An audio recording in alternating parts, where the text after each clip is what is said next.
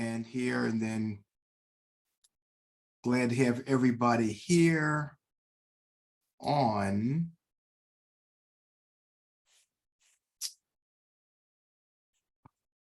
Facebook and Zoom on Medicinal Herbal Studies group and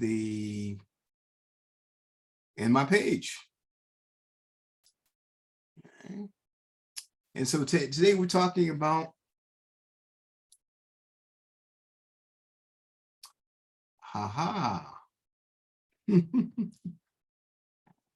interesting. Okay, so it's not. It looks like it's not going to be on the Medicinal Herbal Studies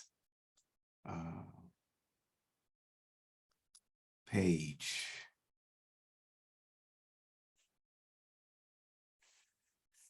But it's still being live streamed. It's live streamed on, I don't know, a couple of different ways there. We'll see how that goes. But thanks for those of you who are on here. I've got some people who are assisting me as well. And yeah, that should be on my personal page where it's being live streamed as well. So the recording will be available to go to the other pages, Holistic Training Institute, etc. afterwards. But today we're talking about something that's vitally important, and that's what's killing Black folks. Okay? Now, yeah, what's killing Black folks? Why is that important? That is critical, because what's killing Black folks is also killing other people, but there are tremendous health disparities that are going on. And when these health disparities exist, then that is impacting and affecting everyone. So here's a question. So, of course, we know how it's pretty accepted belief that most African Americans who are here got here because we were brought here on ships during some call the Great Miafa, or slavery, coming from Africa to America. We're the only people here that didn't come willingly. We didn't come we didn't come because we were just looking for a better life and come on some cruise ships or make our way over one way or the other because we wanted to. We were brought here. And so let's look at that. So one, the people who were brought here on slave ships were selected to come here. And of course, they didn't select the weakest ones, they selected the strongest ones. And then those people who made it through the Middle Passage had to be very strong to make it through, because many people died. If they didn't jump ship or something, they could be months on these ships. And many people got sick and died as a result. And then, of course, you had the people who survived through the atrocities and the harshness of slavery, and being beaten and being in a place that was not their own, being forced to speak a language that was not their own. So we went through a whole lot. And then Jim Crow. So over the past 300 plus years or so, African Americans have gone through a lot. People brought to this country have gone through a lot. So with all that being said, the people who have survived thus far, and the people who survived had to be pretty strong people, right? Okay. Going through all that, you had to have some strength, some resilience, almost some refining, which is one of the reasons why when it comes to sports, when it comes to athletics and in so many things, you'll find African American, you'll find people from Africa and from the Caribbean and African Americans who are excelling in all manner of physical feats and such. But we have that dichotomy where we also have some people who are very sick. We have people who are succumbing to a number of diseases. So I'm going to kind of delineate some of these things. Disparities. So we call these things, we call this disparities. The general population, people who, or I'll say non-Hispanic whites and Asians and other people tend to fare better statistically when it comes to the onset of disease, certain diseases, and dying from that. So in short, we're getting sicker sooner and dying faster. Let me share some of these disparities. The disparities in health outcomes and access to care for Black people in America is significant. It has a big impact on our healthcare system. In fact, it's costing the healthcare system a lot of money. So it should be of concern to everybody.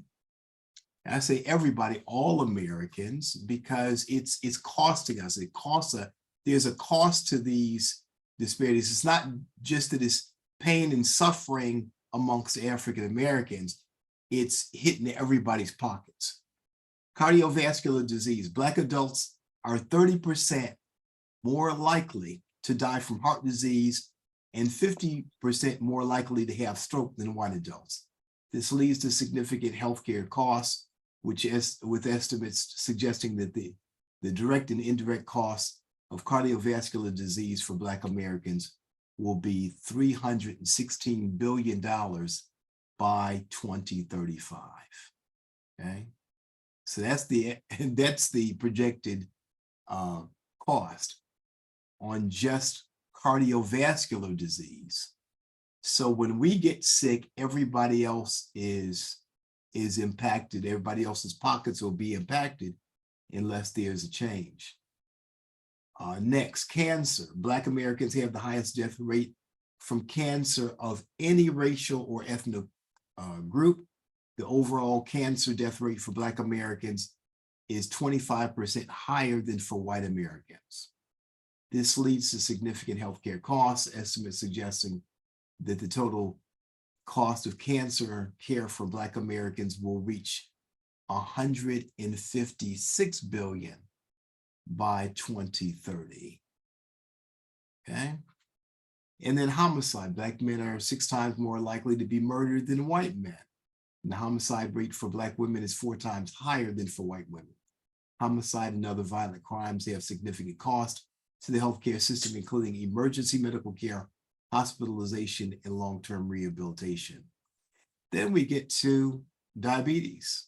We're twice as likely as white Americans to be diagnosed with diabetes. It disproportionately affects Black Americans for complications and mortality. Estimated annual cost for diabetes is, in the US is $327 billion, with a significant portion of these costs related to the care and management of complications such as kidney failure and amputations. Of course, we see the kidney clinics, we see the dialysis clinics in our communities, right? Okay. So here it is that we're 14%, and we're 14% of the population, but we're 80% of the kidney dialysis patients. Something is really wrong. And then infant mortality. Black babies are 2.3 times more likely to die before their first birthday than white babies. This disparity is a result of a number of things: maternal health, healthcare, access to the healthcare system, prenatal, postnatal care, a variety of factors, hospitalization, etc. So some estimates say that the health disparities would save our healthcare system $230 billion annually. Okay. So if our health was just the same, instead of it being lower, if it was just the same as everybody else's, the savings to our healthcare system would be 230 billion presently. Now, with these other things with the projections of it going up, diabetes increasing and cancer and heart disease, etc., it's going to cost, it's projected to cost even more going forward. So again, it's in everybody's best interest, financially, as well as culturally, socially, and other ways. It's in everybody's best interest. Now, and I also contend that because of these disparities should be a warning as well. So I'm going to relate a story or, it'll be new to some and perhaps familiar with others. At one time there were, and they still have coal mines, but at one time they used to take a canary into the coal mine. And so the miners would bring this canary down with them. Why? Is because the gases and things that would build up there, oftentimes you could not smell it. But the canaries being smaller and more sensitive, if they smelled the gases, and these were noxious or poisonous fumes, and they died and fell off the perch, then the miners would know to get the heck out of there. So they didn't have sophisticated equipment to go in there and to measure the air quality and all this. So a number of miners had been getting sick and dying from these noxious fumes underground. So the canary became the early warning system. The canary became the method by which poison detections were made in the coal mines. Okay, I contend that African Americans are this early warning system. We are like the proverbial canaries in the coal mine. If you have African Americans, you have people, the strongest people who came from Africa, who came through slavery and Jim Crow and abuses and an environment unfriendly to us. If those people who are excelling in terms of sports and all types of things are getting sicker sooner and dying faster, what does that say for people who didn't go through that refinement? What does that say for everyone else? So it's not just costing us economically. It's saying, there's something so wrong here. If the canary dies and you don't do anything about it, if the people who, if we're identifying certain levels of sensitivity and the things are wrong in the environment, if something happens to us, that is that's going to be worse for the general population. Some of you may have heard of the woman Helen Lax, African-American woman who died a number of years ago. I believe it was in the 40s or so. And she had cancer. They extracted some of her cells and found that her cells continued to live, whereas most cells, after a person passed, would die. They've used her cells, and they call them HeLa cells, partly for first name Helen and last name Lax, HeLa cells.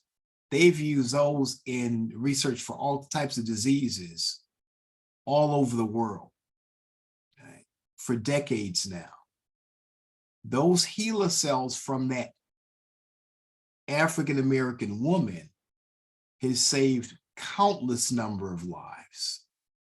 Within our DNA, within our genetics, could very well be the answers in using her cells, for example, the answers for a number of different diseases, a number of different problems that we have. So the problems that African Americans are facing, so some of the answer is within our genes. And some of you have heard me say, we got genius in our genes and diamonds in our DNA. So there are, of course, genetic weaknesses and problems that they've discovered, but there's also great genetic strength. And we have the original, the mitochondrial DNA. And guess what? In that holds many of the mysteries, many of the solutions to the problems that are plaguing mankind. So we can't just let Black people get sicker sooner and die earlier and not do anything about it. We need to preserve, protect, promote, and perpetuate the health and lives of African Americans, and realize that we solve the problem for the sickest of these, the least of these, the people who are showing up as perhaps the weakest of these. Then we're going to solve problems for mankind by extension. That is my contention. Okay, that's my belief there, that we should that we need to address that and find out what's going on there, and one to repair and correct some of the wrongs and the problems of the past. Two, to find solutions, and of course, it's the most humane thing to do, as well as is to look to those people who have the greatest need. So what can we do? What can we do? The medical community, they know about this, and they've been writing about this, and there are all types of studies on health in America, on chronic diseases, on the disparities that are going on in that community. So they got tons of material. However, are they making headway? Is our medical system, is our healthcare system going to be the answer, going to come up with the solution that we need, or the solutions that we need in order to correct these problems? Well, I think that the history would indicate that there's going to be some changes there. They're going to provide information. They're going to do more studies and such. But I believe that the answer really is within our hands, because the majority of the problems that we have are related to what we call diet and lifestyle factors. It's not genetics. We're not dying because we've got bad genes. Okay, there's perhaps 10% or so of the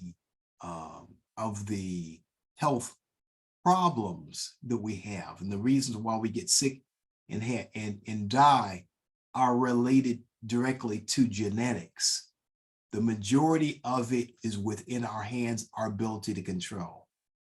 So diet, of course, is what we eat, what we choose to eat, what's available to eat, what goes into our bodies. Okay? And that's choice. That's not genetics. And then the other is lifestyle, what we do or do not do with our bodies as well. And then, of course, you have environmental factors and other things as well, like where we live, and if there's the pollution, the air, the food, the water, etc. So as much as we can today, we're going to address some of these concerns, and I'll be looking for some feedback for those of you who are on Zoom or on my page. I want you to share. I want this to be interactive as well. I don't just want to talk at you.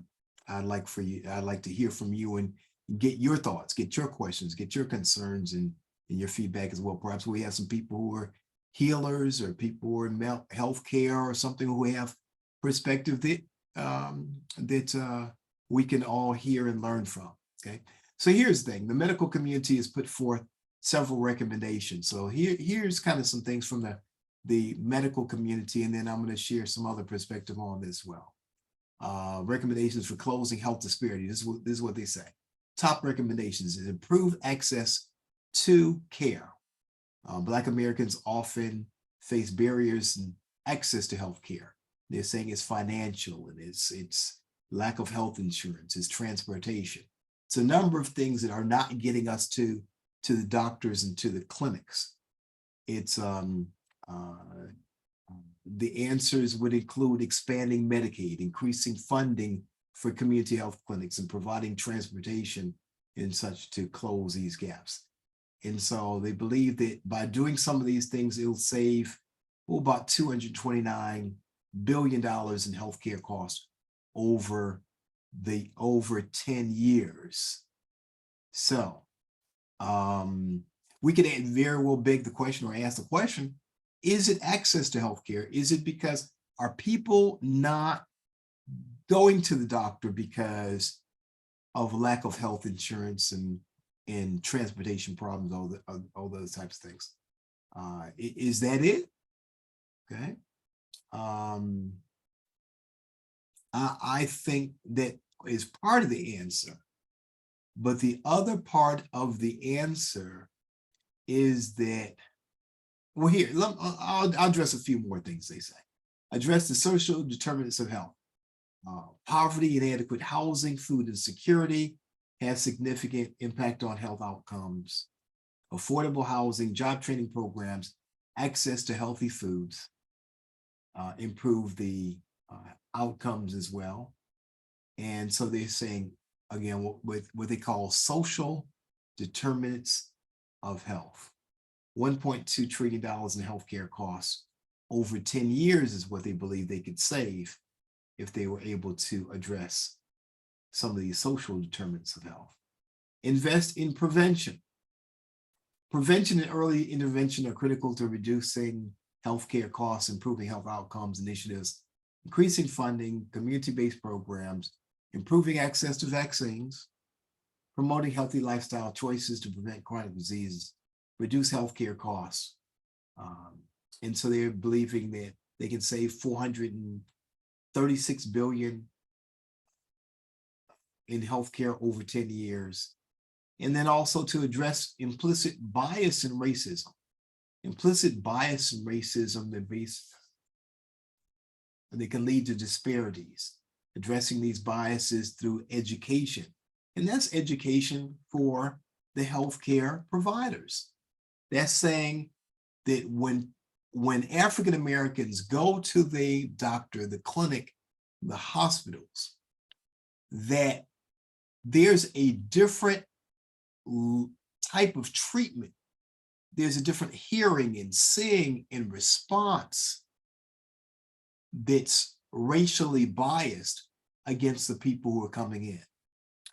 So for example, one person comes in and they say, oh, I've got pain and, got back pain and such is going on. And they say, okay. And they give them a doctor, or at the clinic or at the hospital, they give them an exam and they may give them something for pain. And and this person is not African-American. An African-American person comes and they say, oh, I've got this back pain. And the approach is different. They may go through the motions and give them the exam, but in the back of their head, they're saying, oh, this person's just looking for drugs. This person's looking for a fix. This person's looking for, to get us a prescription. They don't really have the pain that they are professing to have. It's a scam, it's a scheme, it's something else going on. Or a woman comes in, she may be pregnant, and how she's treated as opposed to other, how African-American woman is treated, is she believed her she's going through something in there, and again, they're wondering, is she really in the level of pain? In one time they thought, we didn't feel pain the way that other people felt pain. So if you come in with pains, if you come in with a complaint, if people of color come in with some concern, then there's some skepticism. There's a difference in the treatment. There's a difference in the approach. There may be a difference in the testing. If you believe that a person is coming to scam or scheme, you may not give them the test. You might give them the X-ray or the attention that they need, leading to the condition getting worse or person even dying. So implicit bias and racism. They say limiting disparities related to implicit bias and racism for Black Americans could save $7.6 billion in healthcare costs over 10 years as well. So it's important that these recommendations are interconnected. So they're saying that we need a number of different approaches, a combination of these approaches in order to address the concerns. So I'm going to pause here just a little bit and say, what do you think? As well here, I do have a comment here, as well as the type of treatment that is being recommended by doctors. Okay. FYI okay. Okay. I'm looking at some of your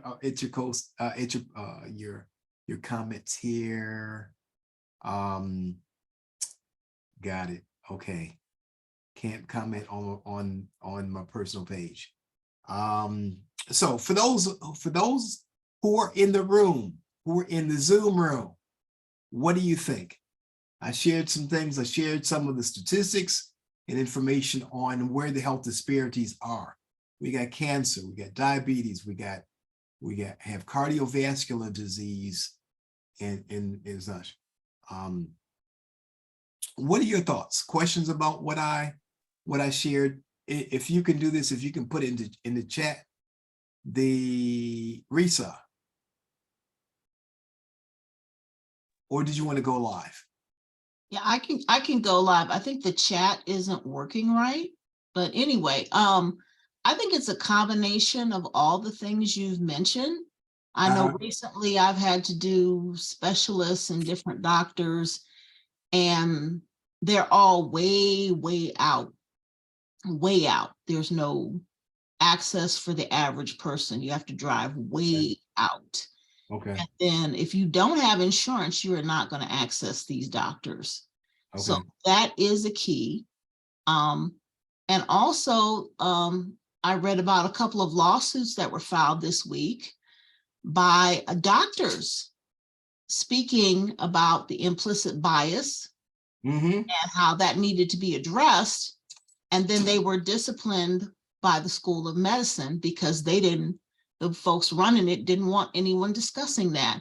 And the doctor that's suing is a Black man. And he said that we all have that and it needs to be addressed because a pregnant Black mother was sent home in pain with no medication.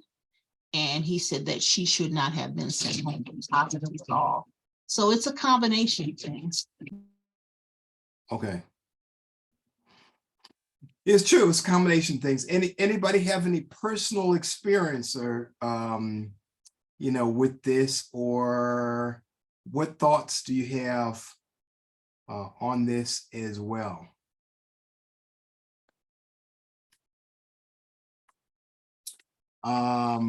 Lack of nutrition education by doctors. Absolutely. Okay. So one person says the type of treatment is being recommended by doctors. So one of the things that Risa mentioned was, someone's in pain and they didn't get pain medication. They didn't get the same type of treatment. Here's another challenge and problem is in the communication. One, when you go to a clinic, the hospital or such, and the people that are treating you do not look like you, what happens there?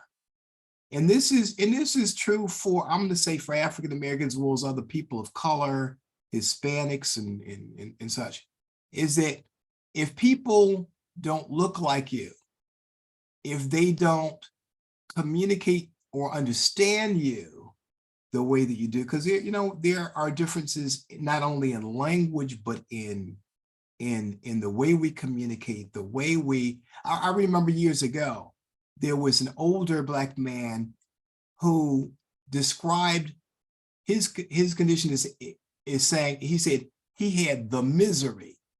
Okay. Now, a lot of people, I mean, I had to find out what that was, but he was saying he had a type of pain.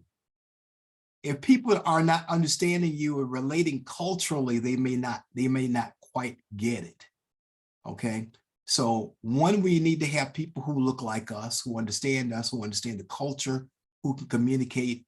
There's a certain level of trust, just like with Hispanics and with some other people. When they have someone there who speaks your language, that helps out a great deal, because sometimes there's a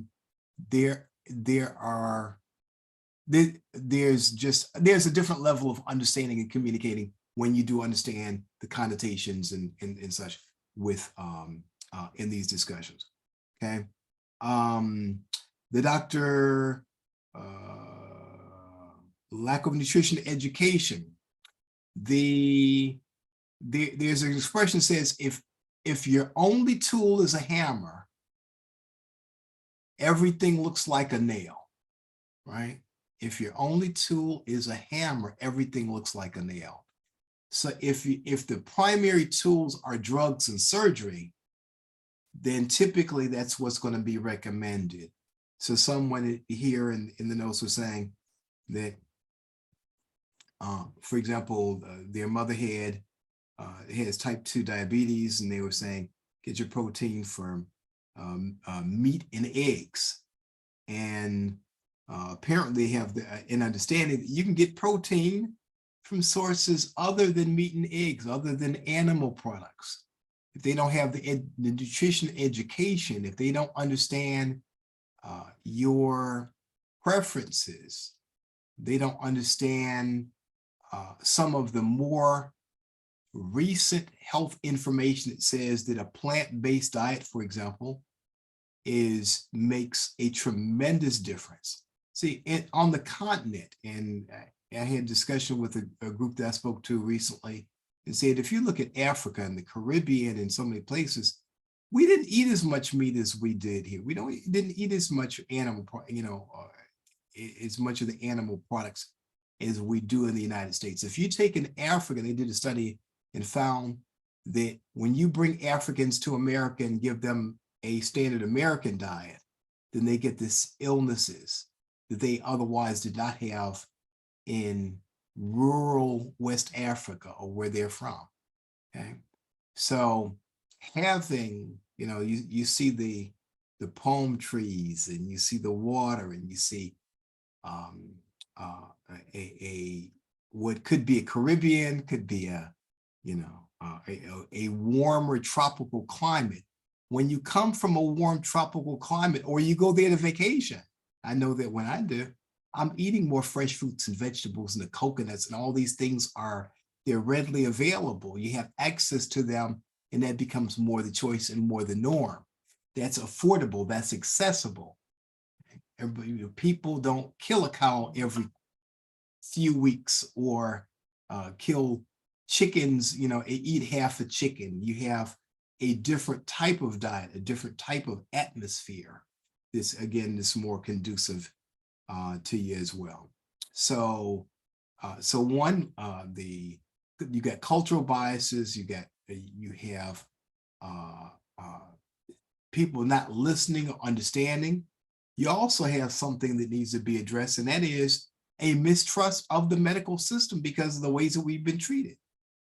Probably, if I was to do a poll, probably most of the people who are here either have experienced some mistreatment and have some distrust, or have heard about someone who's been mistreated and had a surgery, a procedure, something going wrong, medical accidents or something that causes us to mistreat, causes us to mistrust the medical system. It wasn't just Tuskegee, because sometimes I have discussions with my friends, colleagues, and folks from from college and in other aspects of life, and they say, "Oh, you're talking about Tuskegee," and that was, well, one, Tuskegee, it wasn't that long ago when they ended the Tuskegee experiment.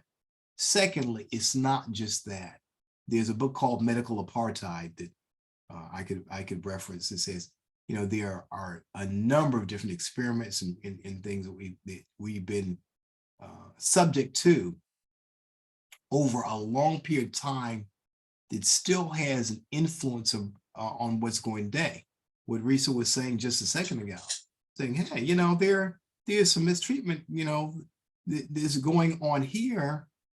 And if you're the whistleblower, if you're the person who calls attention to it, then you may get singled out, you may get fired, that they're in the minority. So we've got to make some adjustments and corrections there as well. All right, so I'm still looking for comments. So those of you who are on Zoom, I know that if you're on the page that you cannot make a comment, I'll try to make an adjustment on that. But Reese is going to make sure we're going to make sure that you can, if you want to get on Zoom and be able to make a comment, that you can do that. So here, the improved access. So the access to care is partially insurance and transportation, those type of things.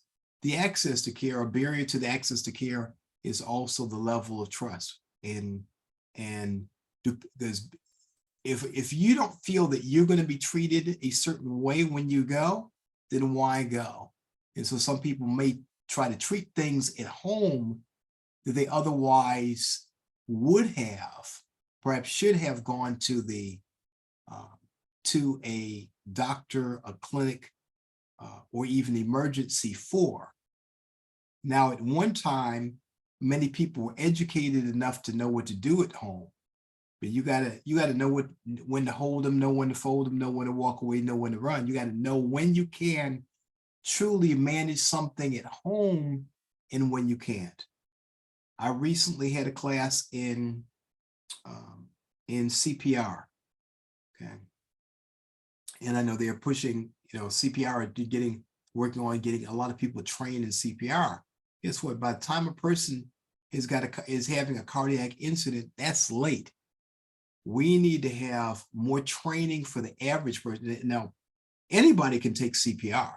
Anybody can, they got to admit it's Red Cross and American Heart Association is having it. Pretty much anybody can take CPR. But what do you do to preserve life? What do you do before a person gets to a cardiac incident? Because by the time you do that, you've got minutes to react, respond, and put something in place to save a person's life. So I think we need to look further up the line and say, what do we need to eat? Here's some suggestions. Here's some things that we can do to change some of these outcomes that we really must do, right? Because it's costing billions of dollars and probably over $1 trillion or so in terms of health disparities is projected between now and 2030 or 35. That are related to, again, diet and lifestyle. So, but what do we need to change? One, go to a more plant-based lifestyle, defining that in terms of avoiding, preventing disease, and even reversing heart disease.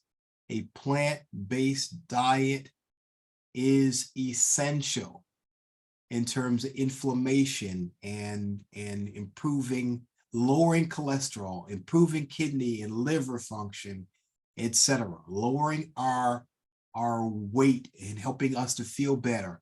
A plant-based lifestyle. Now, and how is that going to happen? Part of it is not being in food deserts and access to fresh fruits and vegetables. Some of that is affordability, but it's also, just as we're training people to perform CPR, Okay. We got to train people what to do in the kitchen to say the majority of what's on our plate, even if you do eat some meat or in animal products, the majority of what goes on our plate needs to come from live sources, needs to be our fruits, our vegetables, our whole grains. That alone will make a major difference. We find that even if you don't look at people from other countries, if you look at Seventh-day Adventists that are practicing vegetarian in the US, when they're vegetarian, when when they're more conscientious about how they live, because here's the thing, some critical connections or keys, is that if you're paying attention to what goes in your mouth instead of just whatever tastes good, eating whatever without restriction, without hesitation, without concern, okay? If you're paying attention to what's going in your mouth, what you're eating, chances are you're paying attention to what you're drinking. So people who eat more conscientiously tend to drink more conscientiously, tend to pay more attention to nutrition, learn about it, perhaps drink more water, and then they're doing some other things. If you're not putting meat in your mouth, if you're not putting, then people tend not to put as much alcohol in their mouth. They tend not to put as much, you have the tobacco use, and they tend to, and the more that we do that contributes to our health building, our longevity, our wellness, the better we fare overall. So it's almost like one thing leads to another, right? And you can look at it on the reverse. They say, oh, just eat whatever you want. Just, have as much as you want. It doesn't matter if you overeat, and then the eating, the drinking, the smoking, those things that undermine our health are going to be dominant as well. So fortunately, and I'll tell you something that I've observed over 40 plus years, is that people are getting more conscientious about what they're eating. Just like the people who are on here, they're listening. They're saying, okay, and they have health reporters and more studies and more information that we have access to now than we did any other time in history. So people are looking for the information. They can Google the information, they're getting it. Now, sometimes some of that information is sometimes it's great information. Other times it's not the best. It's not the best information. But overall, people are being much more conscientious about that and doing something about it. So one, the healing really starts in our kitchen. It starts in our home. It starts in what we do. Okay. And it almost does not matter where a person starts if they say, well, you know what? I'm going to start walking. Okay. I'm going to make sure I I walk at a track. I'm going to walk on in my neighborhood. I'm going to start moving more. Great. Okay. I'm going to start drinking more water. I'm going to do some fresh juicing. I'm going to do something. Wherever you start, and try to build on that. So our diet, our lifestyle, those things that are promoting health, and generally we know what those things are. Okay. Our diet, our supplementation, our preparing our own foods. One of the determining factors is how many of your meals are you getting in your home as opposed to outside of your home? Because you know what you select for your diet. You know what you select to go on your plate and what you're going to prepare. You don't know what the fast food place or the restaurants are selecting when they prepare that. Okay. One of the benefits, one of the advantages, one of the things that happened during COVID, 90 probably 8% of what I consumed, I prepared at home. I prepared myself.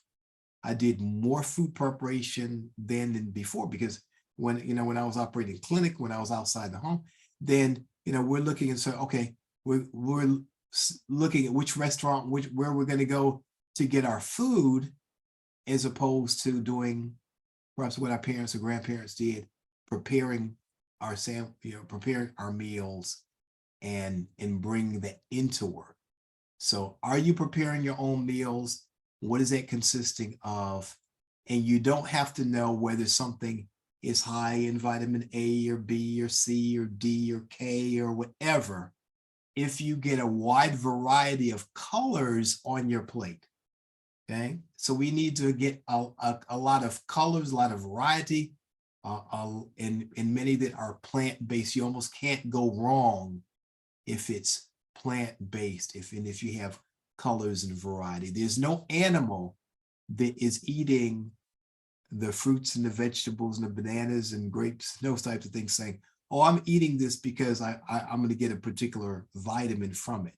No, they're eating from nature. They're eating what's available. They're eating what's in season. They're eating what's close and accessible to them as well. Now, I've got something that went out in the last newsletter. If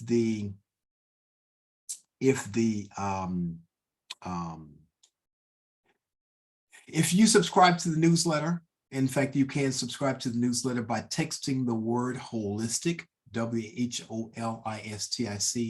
to the number 22828.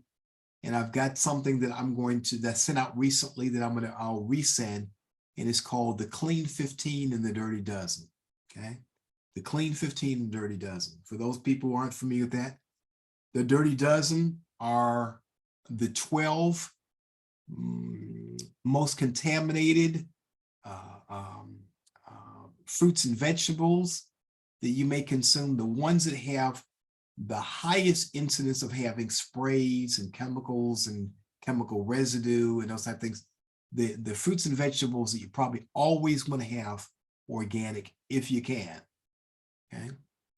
And if you can't, if the affordability, accessibility of something is an issue, then these are the things you absolutely want to clean. You want to get your baking soda, you want to get your food grade hydrogen peroxide, or your sprays or washers or something, soak or clean or whatever, and try and get those residues off, because they are toxic chemicals and things that are contained there. That's your Dirty Dozen. Your Clean 15 are those that have shells or skins or whatever protective coatings. They have the lower incidence of the chemicals, the pesticides, and those things on it, because they either use it less, or it's less susceptible.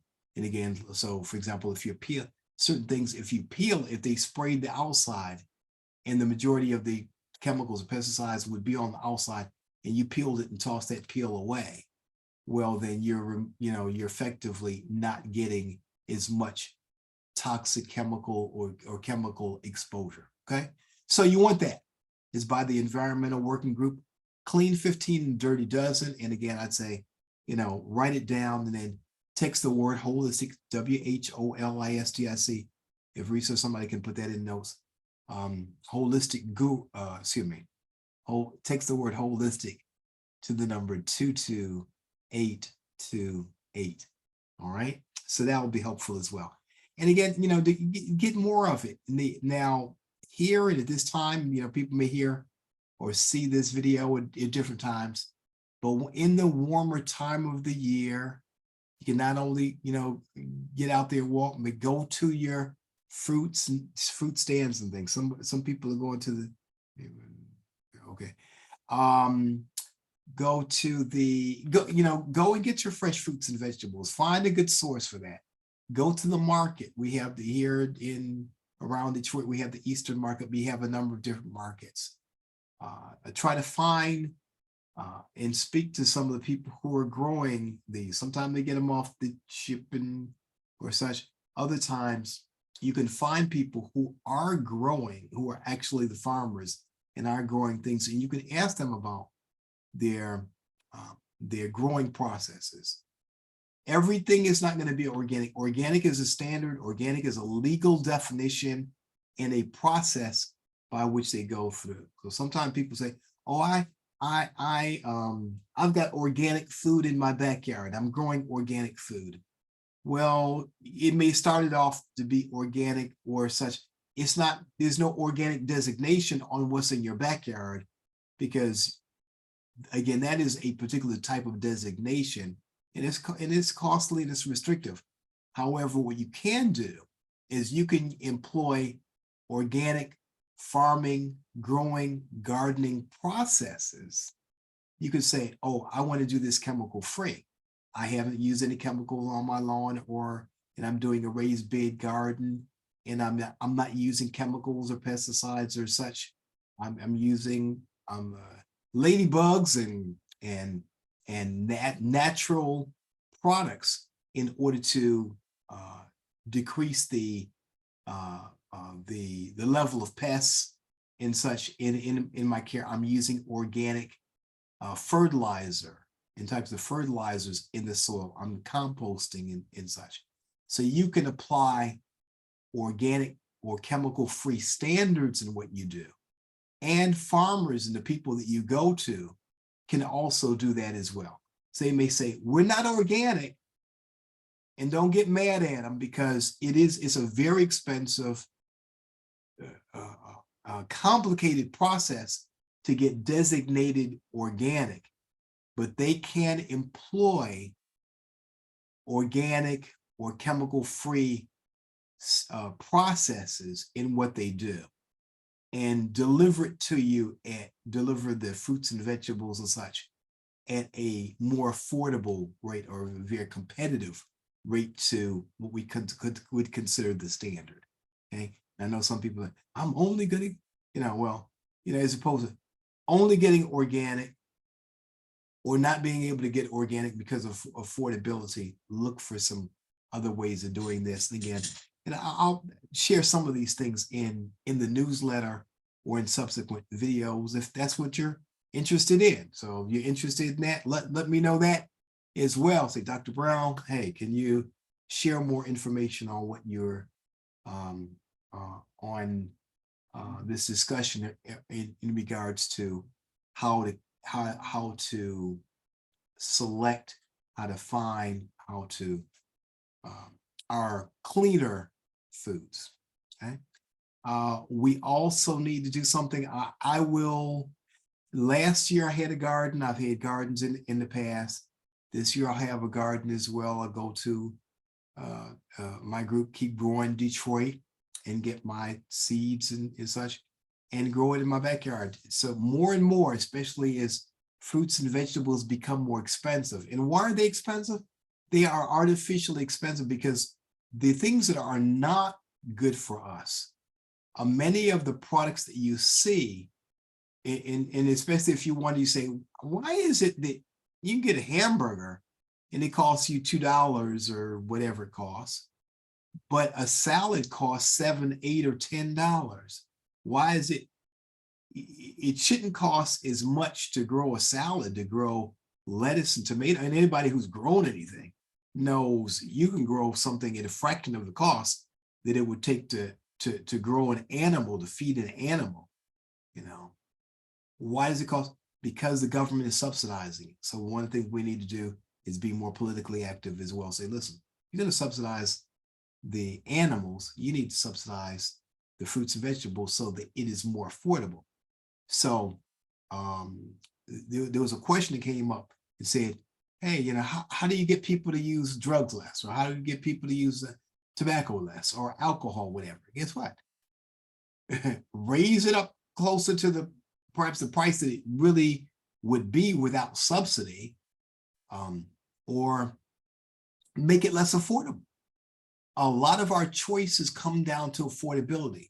If someone has EBT and for those of us whose funds are not just unlimited, then you look at your grocery bill, you look at the things that you're having, the difference between organic or standard. Oftentimes you say, hey, that organic costs twice as much and I got a family to feed, that's going to determine it. So let's make healthy choices more affordable. That's one of the answers. That's not something that they put forth as a medical community. That's something that I contend to say that we need to do as well. And again, growing your fruits and vegetables, growing your things at home as much as you can, working with your local farmers and markets and doing some exchanges. You know, what do we do in the South? What was one of the things that made a major difference? So one, growing these things at home in your backyard locally means you are eating them, you're picking them when they're fresh. You don't pick something a month, 2 months ahead of time and gas it or something. The difference between tomatoes here and elsewhere, and the taste of it oftentimes is partly the soil conditions and conditions that it's grown in, but it's also when it's picked. So when you can pick something local, when it's in season, you know, at the time of the peak part, you know, of its peak, it's going to taste better. It's going to be better for you as well. It's going to be more nutrient dense. So I'm going to encourage as many of you, everyone who's capable, to put in a garden. Okay, I believe it contributes to longevity in a number of different ways, and it's therapeutic. When I had my garden last year, and I put in 2 at home, but I tended for 3 and sometimes 4 beds. I encouraged you know, friends and family to put these gardens in.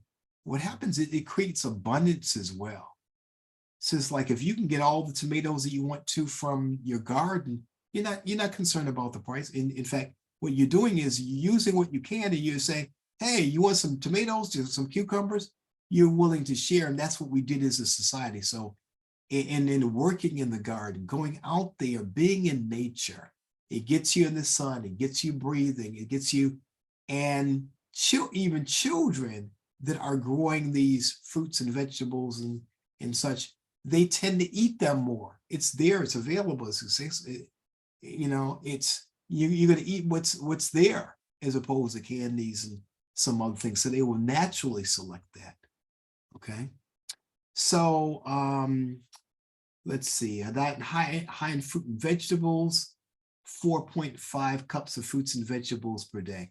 If we ate the amount of fruits and vegetables that is recommended, we would have higher levels of fiber, more nutrient dense food, and we would have less room on the plate in our abdomens for the junk. Okay. So emphasize and focus on the good and positive things. And then when you have these things and you're preparing them at home, then you're not processing it like you would if it was in a can or a box or that. 2, you know exactly what's going on in your food. So when you know how to prepare food with the herbs, the seasonings and that, I had this kind of crock pot cookery. Some people follow me on my page on Holistic Training Institute or my personal page, may see me preparing some things in a crock pot, say, okay, this is what I've got this week. I got lentil, I got a grain, I've got a protein, I've got beans. Beans are affordable, except, you know, they will last a long time. It's a great staple. And then you just put your fruits and vegetables in there, you waste a lot less. Some people, oh, it goes fast so bad. Well, you're not using it. So guess what? Before it spoils, before it goes all the way, dump it in the pot, put it in a crock pot, make it into a soup or stew, and leave that darn microwave alone. But put it in the stew in there and eat off that, and you'll find that you'll be more filled, more full, more satisfied. And it also contributes. I tell you, it's been a key to me maintaining a 30+ pound weight loss over about 3 years now. Whole grains, you know, getting in your whole grains makes a major difference. Exercise, talked about that. Walking. I'm not saying it. I'm a runner. I'm not saying you need to run. Walk more. Chart that. Look at that. The more you're out, the more you're off the couch, the more you're out of the house, the better it's going to be. Go to a free park or something, or pay that fee for the metro parks and get out there more often, you'll notice that that you will feel better. Hug trees, put your feet on the ground, get grounded, put it in the water, go to the beach, do all those kind of things. Act like a kid, do things that you loved and enjoyed doing as kids. You don't have to spend a lot of money in order to be healthy. You really don't. And they say at least about 150 minutes of moderate intensity aerobic exercise a week. So if you've got a bike, use it. So walking, cycling, skating, swimming, strength training helps. You don't go to a gym or belong to a gym, you can use cans or something as weights as well. It makes a major difference. And then reducing tobacco and alcohol use. They glamorize the use of alcohol. They glamorize the use of tobacco. You got billionaires and all these successful people who got the stogies and got the cigarettes and those type of things. That's what they used to do. They still do it in the movies, perhaps not as much, but doing that, managing your stress, getting adequate sleep makes major differences. Okay, some other things that I do, and I'll say, and for my men, this is a formula for the prostate. Our prostates need nourishment. If we're not getting the right foods, they tend to swell and have problems. Knowing what herbs and what nutrients to take for our immune system. A lot of the problems that we have are failures of and problems with the immune system is also related to our gut biome. Our gut biome, what's going on digestively. So a healthy diet will do that, but there's also some other things that you need to do in order to have health inside. Someone said, that begins in the colon, right, Dr. Brown? Yeah, so the colon hydrotherapy, people know about the work that we've done for over 60,000 people over time. Healthy gut makes a major difference. And of course, our vitamin D. So, and those are just some of the things. So we're going to have another call on the 13th as well. We'll go into more detail on this and others.